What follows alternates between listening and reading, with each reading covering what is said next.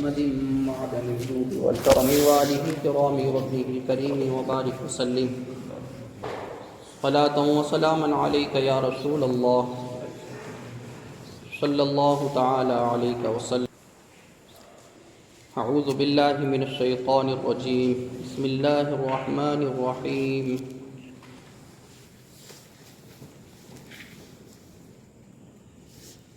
وإبراهيم الذي وفى ألا تزر وازرة وزر أخرى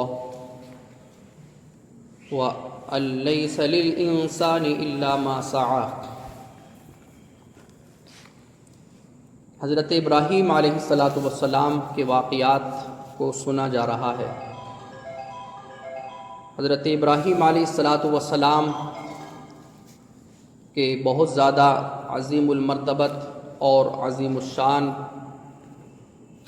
پیغمبر ہونے کی وجہ سے حضرت ابراہیم علیہ السلام کا اللہ تبارک و تعالی نے قرآن مجید کے اندر جگہ جگہ ذکر فرمایا ہے، ان کی جگہ جگہ تعریف و توصیف بیان فرمائی ہے، اور ان کے اخلاق، ان کے کردار کو بیان کیا ہے.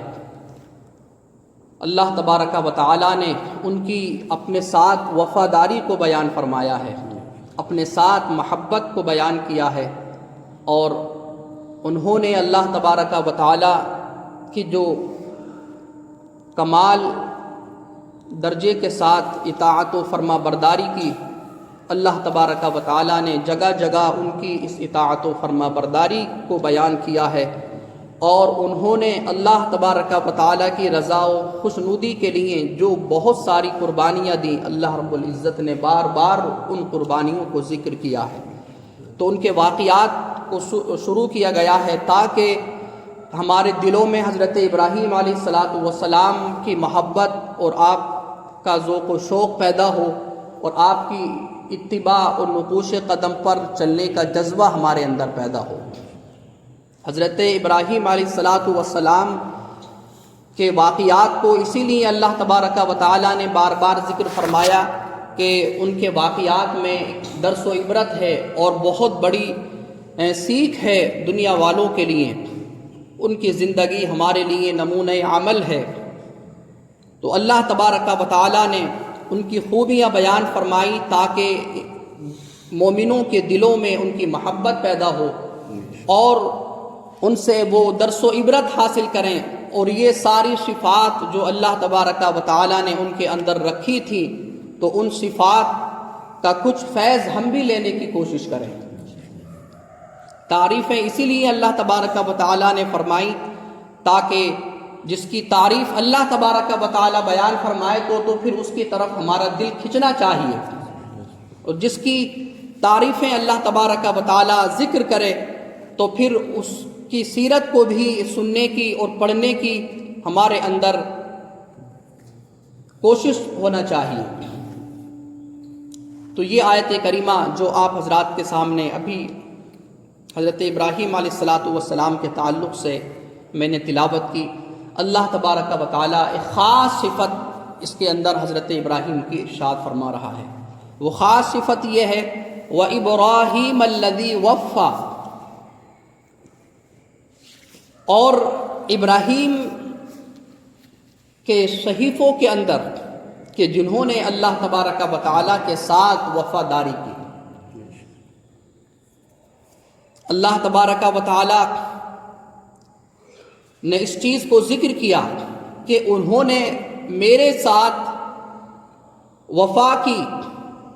میرے ساتھ وفا سے مراد یہ ہے کہ اللہ تبارک و تعالی نے جو ان پر فرض فرمایا، حضرت ابراہیم علیہ السلام نے ان تمام فرائض کو کما حقہ پورا فرمایا، اور ان تمام فرائض کو آپ نے بحسن و خوبی انجام دیا. کسی بھی فرض کے اندر آپ نے کوتاہی نہیں برتی، اور اس کے اندر آپ نے کاہلی اختیار نہیں کی، بلکہ اللہ تبارک و تعالی کے ہر فرض کو آپ نے بڑی وفاداری کے ساتھ اور بڑے لگاؤ اور اہتمام کے ساتھ اور بڑی توجہ کے ساتھ انہوں نے ادا کیا۔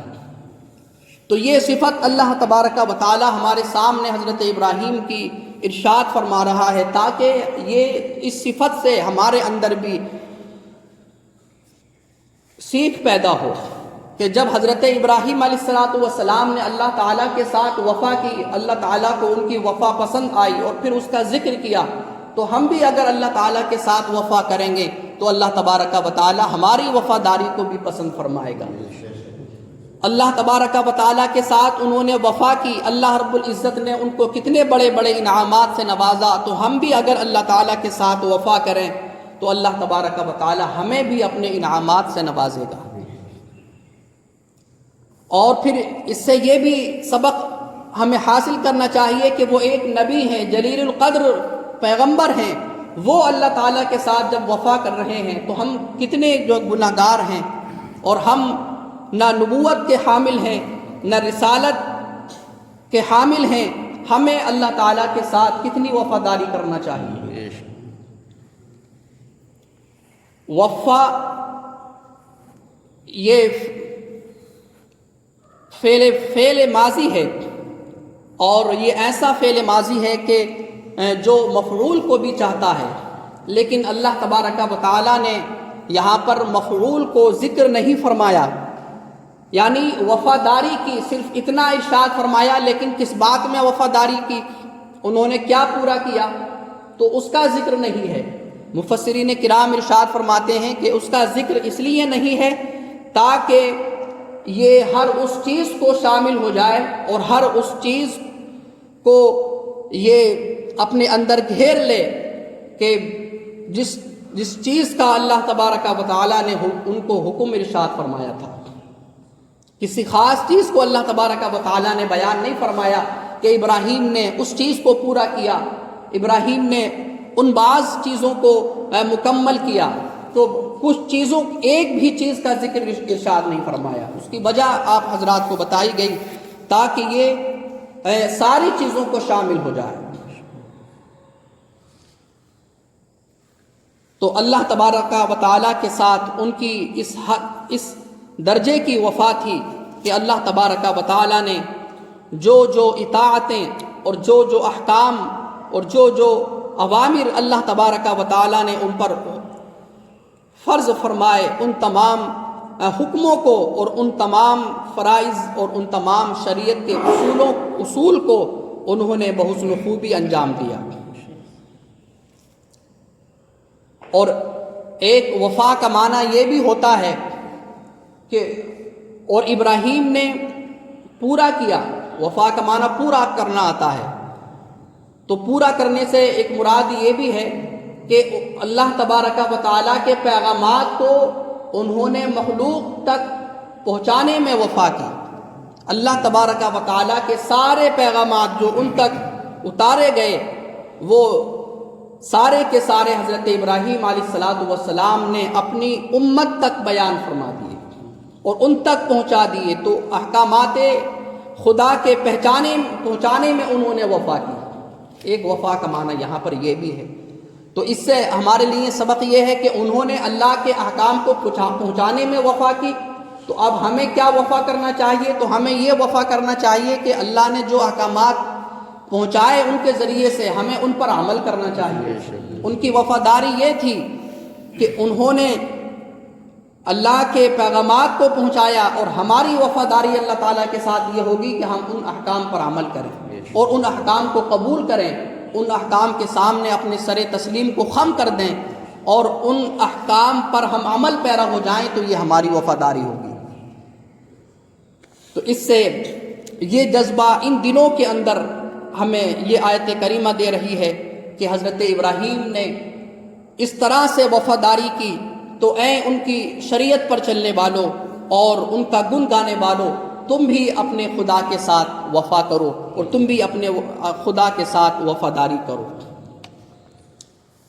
اور اس کا ایک معنی یہ بھی بیان کیا گیا، حضرت عبداللہ ابن عباس رضی اللہ تعالی عنہما سے مروی ہے کہ نبی پاک صلی اللہ تعالی علیہ وسلم نے جب یہ آیت کریمہ تلاوت فرمائی تو آپ نے ارشاد فرمایا کہ جانتے ہو ابراہیم نے کیا وفا کی؟ کیونکہ اس کا معنی یہ ہے کہ اور ابراہیم نے میرے ساتھ وفا کی. تو اللہ کے رسول نے ارشاد فرمایا کہ جانتے ہو انہوں نے کیا وفا کی تھی، کیا انہوں نے وفاداری کی تھی؟ تو صحابہ کرام نے عرض کی یا رسول اللہ، اللہ بہتر جاننے والا ہے اور آپ بہتر جاننے والے ہیں، ہمیں علم نہیں کہ انہوں نے کیا وفا کی، کس طرح انہوں نے اللہ تعالیٰ کے ساتھ وفا کا معاملہ کیا. تو اللہ کے رسول نے ارشاد فرمایا کہ ان کی وفا یہ تھی کہ وہ صبح کے وقت میں اول دن کے اندر 4 رکعت نماز ادا کیا کرتے تھے. تو اس چیز کو اللہ تبارک و تعالی نے بیان فرمایا. اور بعض مفسرین کرام نے اس وفاداری کا معنی یہ بیان کیا ہے کہ جب جب وہ صبح کرتے تو آیت کریمہ ہے 21ویں پارے کے اندر فَسُبْحَانَ اللَّهِ حِينَ تُمْسُونَ وَحِينَ تُصْبِحُونَ وَلَهُ الْحَمْدُ فِي السَّمَاوَاتِ وَالْأَرْضِ وَعَشِيًّا وَحِينَ تُظْهِرُونَ. تو وہ اس آیت کریمہ کا وظیفہ کیا کرتے تھے. تو اللہ تبارک و تعالیٰ کے ساتھ وفاداری کا ایک معنی یہ بھی ہے کہ انہوں نے کچھ وظائف اور کچھ اوراد متعین فرما لیے تھے اور ہر صبح کو ان وظائف و اوراد کو آپ پڑھتے تھے اور ہر شام کو آپ ان اوراد و وظائف کو پڑھا کرتے تھے. تو اس سے یہ سبق ہمیں ملتا ہے کہ ہمیں بھی کچھ چیزیں متعین کر لینا چاہیے کہ ہم ان چیزوں کو ہر صبح پڑھیں، ان چیزوں کو ہر شام پڑھیں، اور بالخصوص ان چیزوں کو کہ جو چیزیں نبیوں سے ثابت ہے. جیسے کہ یہ خود عمل حضرت ابراہیم سے ثابت ہے کہ حضرت ابراہیم علیہ السلام اس کو صبح اور شام پڑھا کرتے تھے، بلکہ اعلیٰ حضرت نے بھی اس کو ذکر کیا ہے کہ یہ وظیفہ ایسا ہے کہ اگر اس وظیفے کو صبح و شام کر لیا جائے تو پھر کسی وظیفے کی ضرورت ہی نہیں ہوتی ہے. اور وہ چند آیتوں کا وظیفہ ہے. آپ حضرات کے علم کے لیے وہ آیتیں میں بتا رہا ہوں. یہ سورہ روم کی آیت نمبر 16 سے لے کر کے سورہ روم کی آیت نمبر 19 تک ہے، یعنی جو ہے وہ لگ بھگ 5 لائنیں ہیں. تو یہ حضرت ابراہیم علیہ السلام سے اس کا وظیفہ ثابت ہے اور اس کا وظیفہ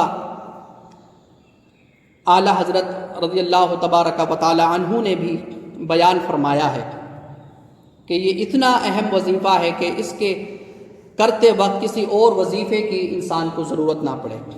تو اس کو ہم اپنا وظیفہ بنا لیں، یا سورہ فلق کو ہم وظیفہ بنا لیں، یا سورہ ناس کو ہم وظیفہ بنا لیں، یا سورہ اخلاص ہے اس کو ہم وظیفے کے طور پر رکھ لیں. اور سورہ اخلاص تو ایسی صورت ہے کہ 3 مرتبہ پڑھنے ہی سے پورے ایک قرآن مجید کا ثواب ملتا ہے. اور پڑھنے میں جو وقت لگتا ہے شاید 1 منٹ کا وقت لگتا ہو، سورہ اخلاص کو 3 مرتبہ پڑھنے میں 1 منٹ کا بھی وقت نہیں لگے گا، لیکن اللہ تبارک و تعالی اپنی رحمت و کرم سے ایک قرآن مجید کا ثواب عطا فرماتا ہے. یا سورہ فاتحہ ہے، سورہ فاتحہ کا وظیفہ ہم مقرر کر لیں، سورہ فاتحہ بھی 1 منٹ کے اندر ہو جاتی ہے. اور وہ ایسی صورت ہے کہ ساری صورتوں میں سب سے عظیم المرتبت صورت ہے. ساری قرآن مجید کا پورا آپ کو بیان سنایا گیا کہ پورے قرآن مجید کا خلاصہ اور نچوڑ اللہ تبارک و تعالی نے سورہ فاتحہ کے اندر رکھا ہے. تو سورہ فاتحہ کو ہم اپنا وظیفہ مقرر کر لیں، یا آیت الکرسی ہے اس کو ہم اپنا وظیفہ بنا لیں، تو جو بھی ہمارے لیے آسان ہو. کیونکہ اس کا معنی ایک یہ بھی بیان کیا گیا وَإِبْرَاهِيمَ الَّذِي وَفَّى، اور ابراہیم نے اپنے رب کے ساتھ وفا کی کہ وہ کچھ صبح کے وقت اوراد و وظائف پڑھتے تھے، کچھ شام کے وقت اوراد و وظائف پڑھتے تھے. اللہ تبارک و تعالی نے ان کی اس صفت کو بیان فرمایا. اور مفسرین کرام نے ایک معنی یہ بھی ارشاد فرمایا ہے کہ وفا کا معنی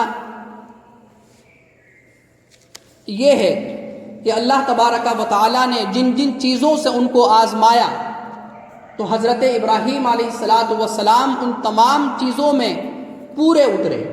وفا کا معنی کیا؟ وہ پورا اترنا۔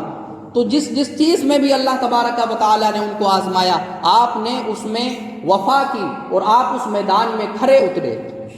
اور وہ کیسے کھرے اترے؟ آپ نے پورے واقعات سنے ہیں۔ اللہ تبارک و تعالیٰ نے ان کو اپنی جان سے آزمانا چاہا تو انہوں نے اپنی جان کو بھی نار نمرود میں لے جانا گوارا کر لیا، اور اپنی جان کو نار نمرود کے حوالے کر دیا۔ بیٹے کے ذریعے سے آزمانا چاہا تو حضرت ابراہیم علیہ السلام اس میدان میں بھی آپ نے وفا کی اور اپنے بیٹے تک کو قربان کرنے کے لیے تیار ہو گئے۔ ان کے وطن سے ان کو آزمانا چاہا، حضرت ابراہیم علیہ السلام نے اپنے وطن کو بھی چھوڑ دیا اور آپ نے دوسری جگہ ہجرت کی۔ آپ کے اہل و عیال سے اللہ تبارک و تعالیٰ نے آزمانا چاہا تو آپ نے اپنے اہل و عیال کو بھی اللہ تبارک و تعالیٰ کے حکم کے سامنے جہاں خانہ خدا ہے، آج کعبہ ہے، وہاں پر ان کو چھوڑ کر کے چلے آئے۔ حضرت اسماعیل علیہ السلام جو ان کو لگ بھگ 100 برس کی عمر میں ان کو ملے تھے، کوئی اولاد نہیں تھی، تو حضرت اسماعیل علیہ السلام جو بڑھاپے کی حالت میں ملے ہوں، کون جو ہے وہ ایسی اولاد کو جدا کرتا ہے جو دعاؤں کے بعد، منتوں کے بعد ملی ہو؟ لیکن اللہ تبارک و تعالیٰ کا حکم تھا کہ آپ ان کو یہاں بسا کر کے جائیں۔ حضرت ہاجرہ رضی اللہ تعالی عنہا کو آپ وہاں چھوڑ کے اور حضرت اسماعیل علیہ السلام کو وہاں چھوڑ کر کے آپ تشریف لے آتے ہیں۔ تو جس چیز سے بھی اللہ تبارک و تعالیٰ نے ان کو آزمانا چاہا، ہر اس چیز میں آپ نے پورا کر کے دکھایا۔ تو اللہ تبارک و تعالیٰ کو یہ ادا ان کی اتنی پسند آئی کہ اللہ تعالیٰ اس کا ذکر فرما رہا ہے کہ وَإِبْرَاهِيمَ الَّذِي وَفَّى، اور ابراہیم کہ جس نے ہر میدان میں میرے ساتھ وفا کی۔ بہرحال ہمیں اس سے سیکھنا یہ ہے کہ ہمیں بھی اللہ تبارک و تعالیٰ کے ساتھ وفا کرنا ہے، اور وفا سے مراد یہ ہے کہ جو اللہ تعالیٰ ہم سے چاہتا ہے، جو فرائض اللہ تبارک و تعالیٰ نے ہمارے ساتھ رکھے ہیں، ہمیں ان تمام فرائض کو ادا کرنا ہے۔ یہ نہیں کہ ہم کچھ فرض ادا کر رہے ہیں، جیسا کہ ہماری عادت آج بنی ہوئی ہے، ہمارے بھائیوں کی عادت بنی ہوئی ہے کہ کچھ میں وہ وفا کر رہے ہیں جو آسان لگ رہا ہے اور جو ان کو کٹھن لگ رہا ہے اور جو نفس نہیں چاہ رہا، ان معاملوں میں ہم اللہ تبارک و تعالیٰ کے ساتھ وفا نہیں کر رہے۔ نمازیں ہمارے اوپر 5 وقت کی فرض ہیں، تو ہمیں ان 5 نمازوں میں وفا کرنا ہے، اور دیگر باتیں جو اللہ تبارک و تعالیٰ نے ارشاد فرمائی ہیں ان تمام باتوں پر ہمیں عمل کرنا ہے، تو یہ ہماری وفا ہوگی، اور اللہ تبارک و تعالیٰ کے نزدیک ہم بھی قابل تعریف ہوں گے، اور اللہ تبارک و تعالیٰ کے حضور ہم بھی قابل انعام اور قابل اکرام ہوں گے۔ اللہ تبارک و تعالیٰ ہمیں ان تمام باتوں پر عمل کی توفیق عطا فرمائے۔ اللہ تبارک و تعالیٰ ہمیں بھی اپنا وفادار بندہ بنائے۔ آمین۔ وآخر دعوانا ان الحمد للہ رب العالمین۔